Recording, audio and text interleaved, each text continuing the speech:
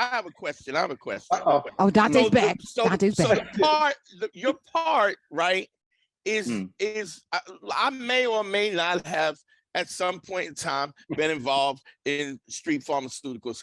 That I will not deny or confirm. What I'm saying is your part is an intelligent street dude who is really does any of that come from your personal roots? Because I feel like it's more authentic than it is than a little Juilliard. I'm just saying. Well, what I will say to this, Dante, is that Karen just said it's acting, right? And so there's things that we pull from ourselves. Where you from originally? Originally, I'm from Dayton, Ohio. Ohio? Born and raised, Dayton, Ohio. Yeah, and I got a scholarship to London, England, to a very prominent conservatory, acting conservatory. And like you yourself, I will not confirm or deny anything that may have happened in my past as a young man growing up in the '80s in Dayton, Ohio. Fair enough. But I have people, you know what I mean. My grandfather used to have bootleg joints. Growing up, and that was before I even knew what it was, because I would just go down there because I could play the pinball machines and hang out with old people talking shit all damn day. And so, and all that kind of stuff growing up. But I appreciate that, man. I appreciate the fact that when people feel and see Duda, they feel like, oh, that dude is not acting. He's doing it because people approach me on the street all the time, and they're like, yes, what's up, man? I'd be like, hey, how you doing?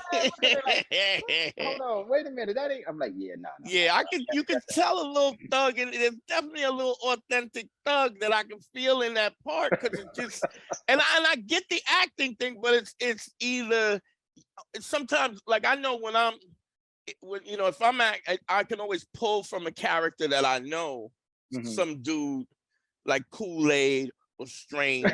Murder, or like there's dudes that we knew in that you can bring to that part, which I think is dope, and I think it's really, really authentic. I'm a little frightened every once in a while. My children say, Dad, everybody thinks you all happy and whatever else. They don't know that this is the act and Duda is the real you. Go back to bed. Go back to bed and shut up. And also we got me on a memento, a huge day. This is my first official day. My wife just left. That was her walking in the back room.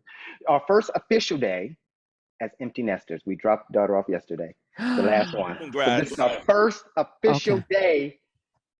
Now, after 32 years, my oldest is 32, so I've been a dad with these moms since yesterday. They are finally out. All of them. Look, he is happy. So you sitting there in your drawers right now, Curtis? You in your drawers? Don't make me stand up. Sitting there, naked from the waist down. You're gonna be like, "Damn, Duda." No, I'm just joking. But, now you got to go get a turtle. Go get a turtle. I love turtles. I love turtles a lot. So, so you dropped your baby off to one of the twins. Yeah, the last twin. Mm-hmm. Where we don't have to say where, but right.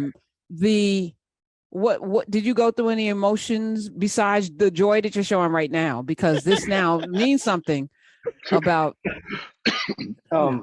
now so, you gotta double down on the relationship, Dante. You gotta get in there. Yeah. Oh, go ahead, go talk. Tell us, Curtis. Tell us how you feeling. So like I said, the last two are twins, right? Excuse me. So Harlem got dropped off a week ago. Down south, and so Jade was here by herself. So already it was building up, right? And so what I had them do was clear out their rooms, not because they don't have a place to come back to, but when they do come back to it, it's a different space. It's not that same space. I mean, this is just me and my wife's conversation. Right. It's a different space in which they come back to. There may not be a bed in there, but it still can say that it might be their space that they've had before, right? So, but in the clearing of that, I would like to say it gives them a new beginning and a new start. So when she got finished with that, this is when the emotions came. I go upstairs and I look to see how much she's done. And you know those, when you go into an empty apartment, when you leave in some place and you clean it down, you got little 3 hangers in the closet and the carpet is all messed up and the TV cords are over in the corner and it just looks like you're leaving, like the end of a show.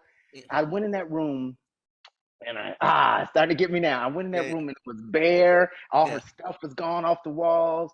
And then I was like, wow, man, she's she's about to be out in the world and I don't have a hand on her. I mean, of course she's going to call in. The beauty of that, she's not as far as he is, but so yes is the answer to your question. That emotion built up yesterday when we dropped her off. Different emotions built up because they told us to bring a dolly, and I was like, "Oh, we'd be all right." My back is jacked up now because we didn't bring a dolly, and I was picking up big ass bags and stuff. I'm like, "Why do you need all this stuff? You don't need all this stuff." She's like, "But Dad, you know, I might need my makeup and my hair and my stuff and my bag, and I need these books. I'm like, yeah. So there was a different type of emotions, but and I'm sure it's going to trickle down, you know, as the week goes on. I bought me a support dog, a emotional support dog. I did. And, no, for real. No, for real. For real. He's in the cage right now, Bolo. You named your dog Bolo? Yeah. Wait, be on the lookout. Is that what Bolo means? Wait, because yes. Only Bolo I know is a stripper that's got a really big dick. No. Bolo's from Big Dicks and Bad Acting. No. Bolo is from martial arts movies. Yeah, from Bruce Lee movies. Well, now it's a stripper thing. Be on the lookout. Okay. Bolo. Okay.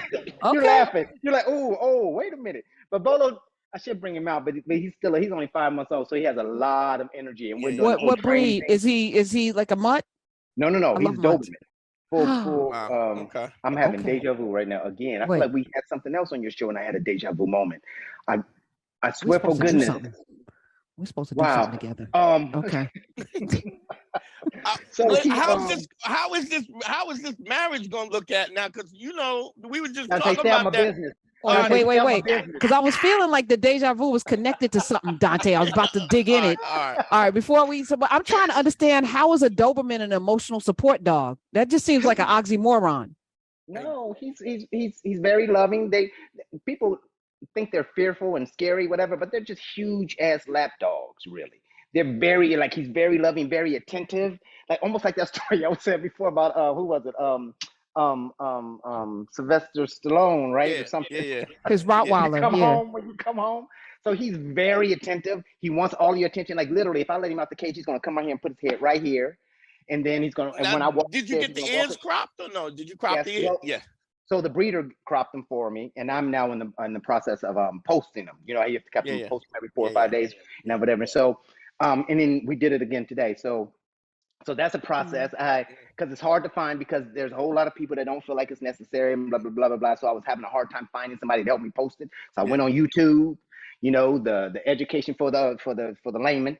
And I figure out a way to start posting his ears. So if you see my dog and one of his ears is like this and the other one is going the other way, you didn't watch the whole video. I was like, I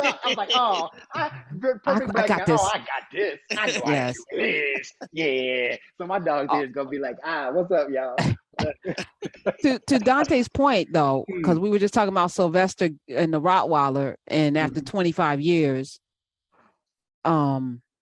Curtis, how are you going to make sure that the relationship, because you know, having children for 35 years in your life, and now you got to zone in on your lady love. What are you being intentional? It's the first day of empty nesterhood, Karen, and what I will say is that I said this to her. We were talking about this day on our walk when we walked Bolo this morning. I said, I'm the word wasn't fearful, anxious. I'm anxious about it because I have never been without children. I have never been without my children. From the time Curtis Jr. came, there was always somebody to, once he left, there was Isis and it was Kimani, and there was Harlem and Jade. So to give the attention, it's a whole new learning curve. We still love each other. We still dig each other. And you still ain't pulling out, huh? All right. Okay, wait a minute. Hold on. Wait a minute. Hey, 18 years ago was the last time that I didn't pull out. Hold on. That's what you want me to believe? Well, I'm just saying we people of a certain age now, so certain things happen in people's lives where it's not you can stay wherever you need to stay, and maybe nothing ain't gonna happen anymore. Cook, I got a 3-year-old. So I don't. I got a that hurt my heart. 3-year-old. That hurt my heart. I got 2 grandbabies, and so that's enough to that, you know, like no. They be like, Gramps, we gonna be like, yeah, I love y'all. Y'all are staying a little too long today, just a little bit. Okay, let's go back outside. V and MD, I love y'all. Love y'all today.